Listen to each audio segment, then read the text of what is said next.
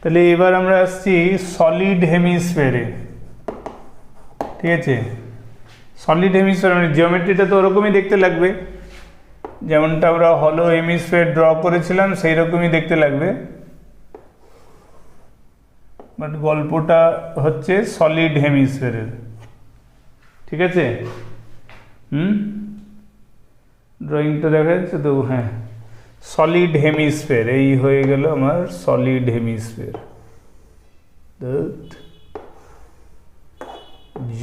ড্রয়িংটা ঠিক করে না হলে না মনে হয় যেন ভুলভাল হয়ে যাচ্ছে। তো যাই হোক, এই হয়ে গেল সার্কুলার ক্রস সেকশন, এই হয়ে গেল থ্রু সেন্টার অ্যাক্সিস। তাহলে সার্কুলার ক্রস সেকশন দিয়ে অ্যাক্সিস ড্র হয়ে গেল, সেন্টার ও অ্যাজ ইউজুয়াল PQ। এবার হচ্ছে যে এটা যেহেতু আমি সলিড হেমিস্ফিয়ার বলছি, তারপরে সলিড হেমিস্ফিয়ার মানে mass is distributed in the space of the hemisphere. এই যে হেমিস্ফেরিক্যাল রিজনটা পুরোটাতেই মাস রয়েছে, তো এই হেমিস্ফেরিক্যাল রিজনটায় পুরোটাতেই মাস আছে, তার মানে now mass is distributed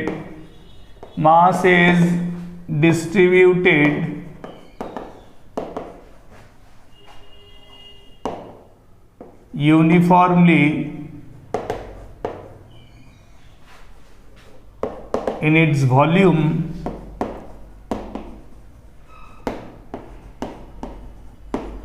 two-third pi R cube, তাই তো? হেমিস্ফিয়ারের ভলিউম কত হবে? 2/3 পাই আর কিউব। পুরো স্ফিয়ার হলে হয় 4/3 পাই আর কিউব। তার মানে এখানে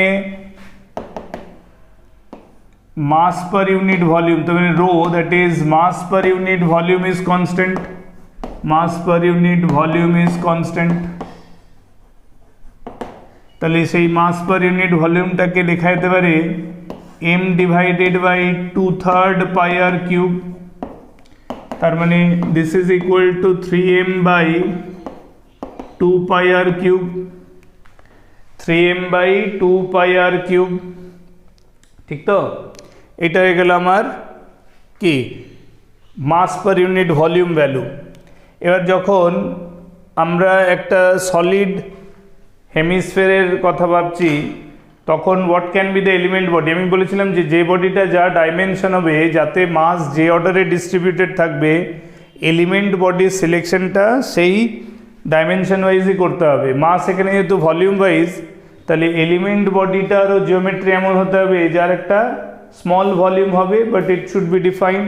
তার মানে আমরা করতে পারি কি, আমরা এরকম করতে পারি, দেখো এটা কি করছি, একটা হলো হেমিস্ফেরিক্যাল সেল অফ সার্টেন থিকনেস, আমরা এইটাকে এলিমেন্ট বডি বলতে পারি। কারণ এটা আমরা যদি হলো hemispherical body of some thickness consider করি, বুঝতে পারছো? Hemispherical body of some thickness যদি কনসিডার করি, তাহলে আমরা বলতে পারি যে তার ভলিউমটা ডিফাইন, এইটা হয়ে গেলে thickness, this is the thickness of the hemispherical part। বুঝতে পারছো?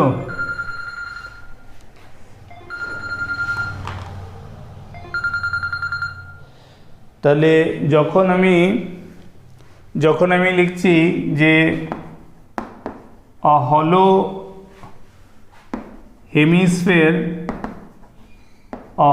hemisphere of radius smaller and thickness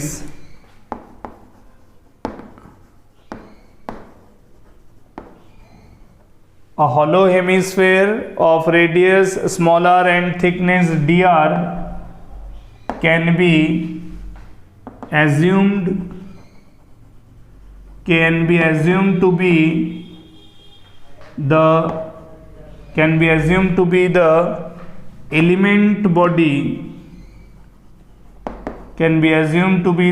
element body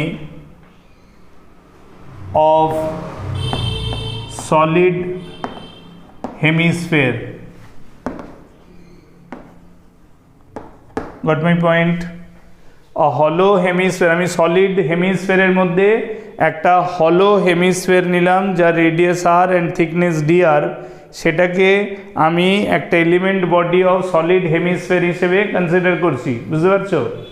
তার মানে হচ্ছে এই যে হলো হেমিস্ফিয়ারটা নিচ্ছি with of a certain thickness, তার একটা ভলিউম ডিফাইন হবে।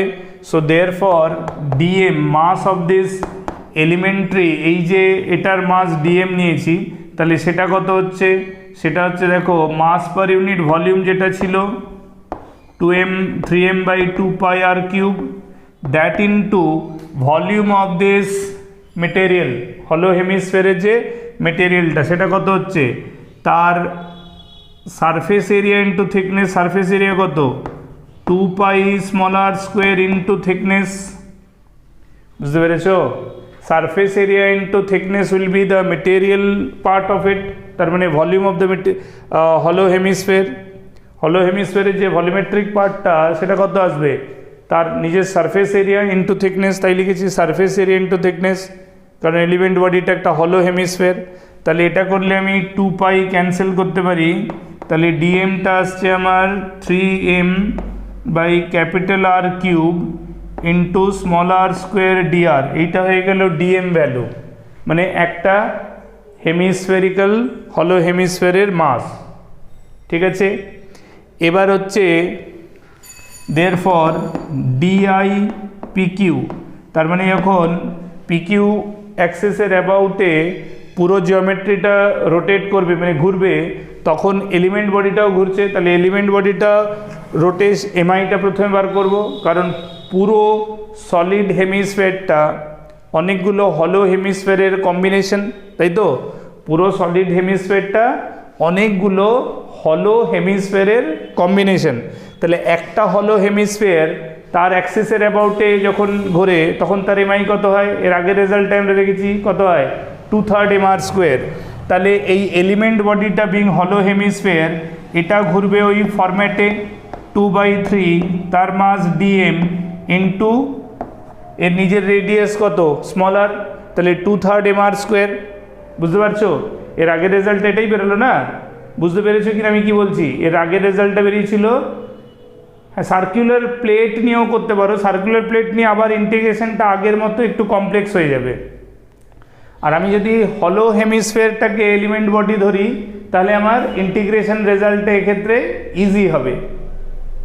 ঠিক আছে, ওখানে সার্কুলার প্লেট নিলেও হবে, circular plate of certain thickness, সেক্ষেত্রে তার স্ল্যান্ট এজটা আসবে, ওপরের সার্কুলার ক্রস সেকশনের ওপরের সারফেস আর নিচের সারফেস ইকুয়াল হবে না, সেই জন্য তার এজটা এরকম স্ল্যান্ট। ঠিক আছে, তার ফলে ওই যে বাড়িতে ওটাকে কি বলে, আরে কিচেনে মানে যেটা ওই বাড়ির মেয়েরা রুটি বানায় ওটাকে কী যেন বলে, কি বলে মনে পড়ছে না, যাই হোক যাই বলে, ওটার জিওমেট্রিটা ওই সার্কুলার প্লেট, যেটা এখান থেকে তুমি যদি এখানে সার্কুলার প্লেট নাও, হ্যাঁ বেলুন চাকি, ঠিক বলেছে বেলুন চাকি, ওটার জিওমেট্রি সেটা হবে যদি তুমি এখানে এলিমেন্ট স্ট্রিপটা প্যারালাল টু ক্রস সেকশন কাটো, তাহলে তুমি দেখবে এর ওপরের ক্রস সেকশনটা বেশি, নিচেরটা ছোট। ঠিক ওই বেলুন চাকির যেটা বলছো ওটার জিওমেট্রি তুমি খেয়াল করো, যদি মনে না পড়ছে তাহলে একদম ক্লাস শেষ হওয়ার পর আবার ওটা দেখবে, ইমিডিয়েট দেখবে ওপরের ক্রস সেকশনটা একটু বড়, নিচেরটা একটু ছোট, আর এজটা চারিদিক থেকে এরকম স্ল্যান্ট। বুঝতে পেরেছো? তাহলে ওটাই যদি এলিমেন্ট জিওমেট্রি হয়, তাহলে আবার আমার ইন্টিগ্রেশনটা রেডিয়াস আরটাকে আমার করসপন্ডিংলি থিটাতে কনভার্ট করতে হবে। আর আমি যদি হলো হেমিস্ফিয়ার, যেটা রেজাল্ট জাস্ট এর আগে আমি ডেরাইভ করে দিয়েছি, সেই রেজাল্টটাকে যদি এলিমেন্ট বডি হিসেবে ইউজ করি, তাহলে আমার ক্যালকুলেশনটা একটু কমফোর্ট দেবে। ঠিক আছে, তাহলে 2/3 DM ইন্টু r², ডিএম এর জায়গায় আমি এটা লিখতে পারি 2/3, instead of dm I can write down 3m/R³ into small r dr that into r²। এইটা হয়ে গেল আমার ডিআই এক্সপ্রেশন। তাহলে টোটাল এমআই অ্যাবাউট পিকিউ হয়ে যাবে ইন্টিগ্রেশন অফ দিস, এখানে আমি 3 ক্যান্সেল করে দেবো, তাহলে থাকলো 2m/R³ ইন্টিগ্রেশন হয়ে গেল R to the power 4 dr। এখানে limit 0 to capital R direct হবে, কারণ যেটা রেডিয়াল লাইন সেই রেডিয়াল লাইনেই তুমি দেখো থিকনেসটা কাউন্টেবল, তাহলে লিনিয়ার অ্যারেঞ্জমেন্ট থাকছে। তাহলে আমাকে এই অ্যারেঞ্জমেন্টে এই জিওমেট্রিতে আমাকে কি ট্রান্সফরমেশন করতে হচ্ছে না ভেরিয়েবলকে। তাহলে এটাকে ইন্টিগ্রেট করলে কত হবে, আর টু দি পাওয়ার 5/5, তার মানে 2m by capital R cube into R to the power 5/5, simplify করে দিলে 2/5 mr স্কোয়ার। এইটা হয়ে গেল আমার সলিড হেমিস্ফিয়ারের এমআই অ্যাবাউট অ্যাক্সিস, বুঝতে পারলে?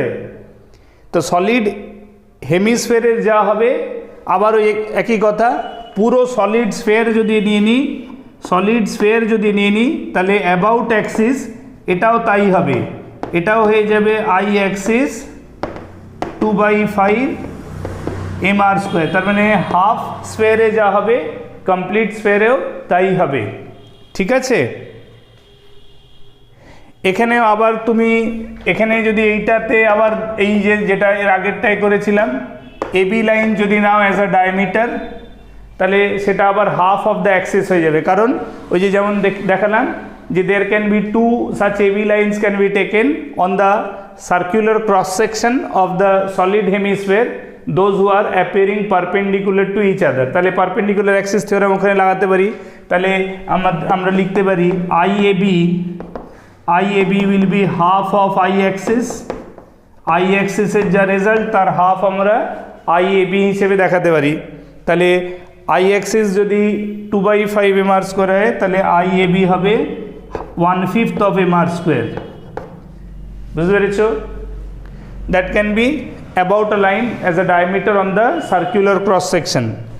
আর পুরো স্ফিয়ারটায় যদি ট্যানজেন্সিয়াল লাইন দেখো তাহলে I tangent can again be written parallel to the I axis, সেক্ষেত্রে তোমার I tangent হয়ে যাবে I axis plus mr square. I axis আমরা পেলাম 2/5 mr square that plus mr square, তার মানে এটা হয়ে যাবে 7/5 mr স্কোয়ার। এটা হলো কিভাবে, এটা হলো প্যারালাল অ্যাক্সিস থিওরাম থেকে, ঠিক আছে? তাহলে এইভাবে আমরা আমাদের জিওমেট্রিগুলোকে কমপ্লিট করতে পারবো। ডিফারেন্ট মানে এটা তো বেসিক জিওমেট্রিগুলো সব করলাম, এর পরের সেশনে আমরা শিখবো যে কিভাবে আমরা ডিফারেন্ট অ্যারেঞ্জমেন্ট অফ বডিজ, মানে যেমন আমরা ইন্ডিভিজুয়াল বডিজগুলো করলাম, এবার কম্বিনেশন অফ বডিজ যেমন রড দিয়ে different geometry, square, triangle etcetera etcetera, অনেক কিছু ডিফারেন্ট অ্যারেঞ্জমেন্ট আমরা ডিসকাস করতে পারি, সেটা আমরা নেক্সট ক্লাসে করবো। ওকে, থ্যাংক ইউ।